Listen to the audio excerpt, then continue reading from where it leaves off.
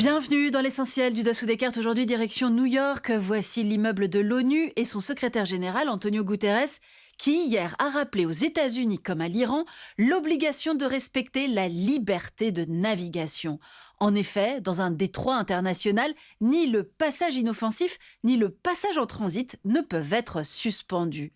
Sauf que dans les guerres, on le sait, le droit s'efface devant les armes et que depuis plusieurs semaines, l'Iran, comme les États-Unis, instrumentalise le désormais célèbre détroit d'Ormuz au cœur des flux commerciaux internationaux, pour le pétrole notamment.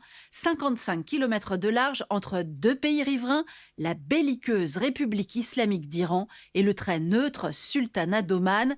Téhéran et Washington, qui brandissent depuis plusieurs jours menaces de blocage et ou d'instauration d'un péage. L'occasion pour nous de mesurer à quel point les États riverains des passages maritimes du globe bénéficient d'un atout stratégique majeur. Sortons nos cartes. Et prenons d'abord la direction de l'espace mer Noire. Voici le détroit de Bosphore, qui débouche dans la mer de Marmara, laquelle, par le détroit des Dardanelles, est reliée via la mer Égée à la Méditerranée, puis à l'océan Atlantique.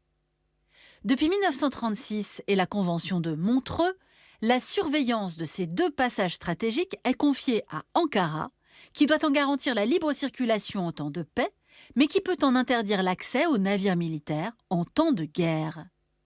En février 2022, au lendemain de l'invasion russe, l'Ukraine avait demandé à la Turquie de bloquer l'accès des détroits aux navires militaires de Poutine.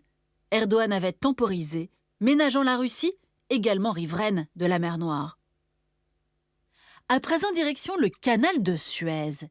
Ce trait d'union artificiel créé par l'homme au XIXe siècle pour relier la mer Rouge à la Méditerranée et qui voit passer 15% du trafic mondial. Depuis 1956 et la nationalisation du canal, l'Égypte a la maîtrise exclusive de cet axe stratégique.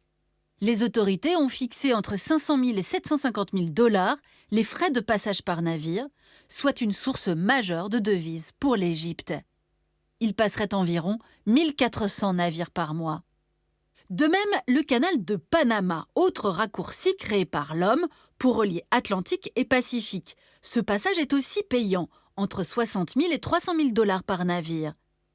On se souvient que Trump avait menacé en début de mandat de reprendre le contrôle du canal, jadis américain, affirmant que les autorités panaméennes étaient sous influence de Pékin. Enfin, terminons avec le détroit de Malacca, lui aussi au cœur des flux maritimes mondiaux, ce qui fait les bonnes affaires des trois États riverains, la Malaisie, l'Indonésie et Singapour. La petite cité-État qui n'a ni pétrole ni ressources naturelles tire largement profit de sa position géographique. Singapour est devenu le deuxième plus grand port de la planète pour les containers, derrière Shanghai, et a fondé tout son développement sur cette économie maritime. Voilà l'essentiel du Dessous des cartes, c'est fini pour aujourd'hui. À bientôt.